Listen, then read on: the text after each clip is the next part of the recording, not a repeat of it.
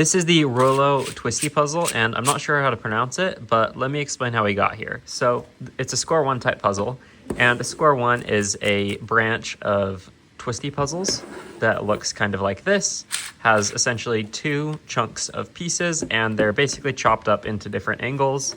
Normally they have a 2-to-1 ratio, and you can make square one type puzzles in all sorts of different shapes. For example, this is the hexagon one named for the shape.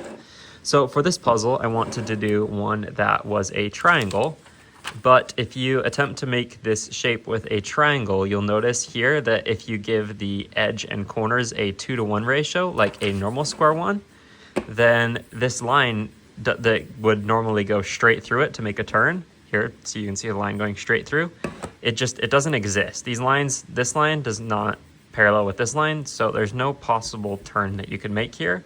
So this puzzle just doesn't work. There's ways to goof around with it, but the simple version doesn't work. So what you can do is, hopefully you guys like my crayon drawings too. I finally got to use my pack of crayons that's been sitting in my desk.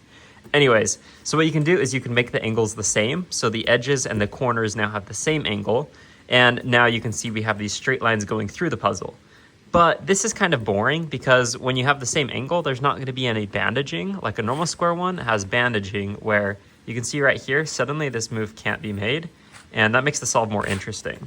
So this puzzle though, they're all the same angle. It's just, I think 60 degrees on each. And that's it's fine enough, but it's kind of boring. So what you can do is you can chop up the edges in half. So now there's two edges in each spot. And now because they're in half, the edges in the corner have a 2-to-1 ratio. And now you can see there are possible moves that can be made.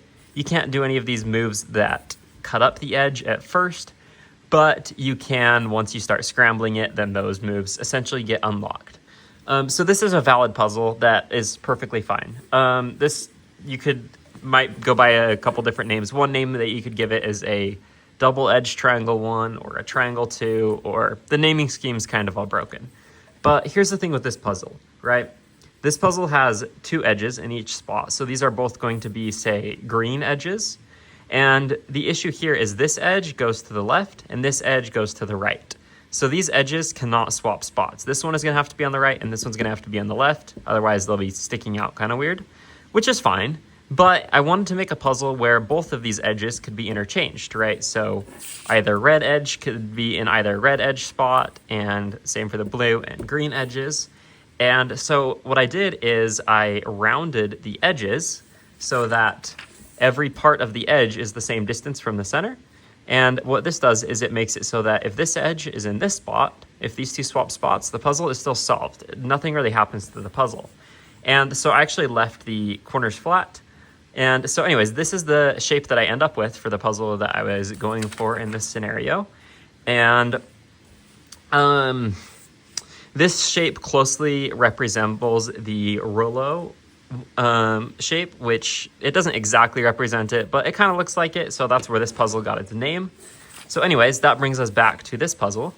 And here it is. So now you can see what is exactly going on here.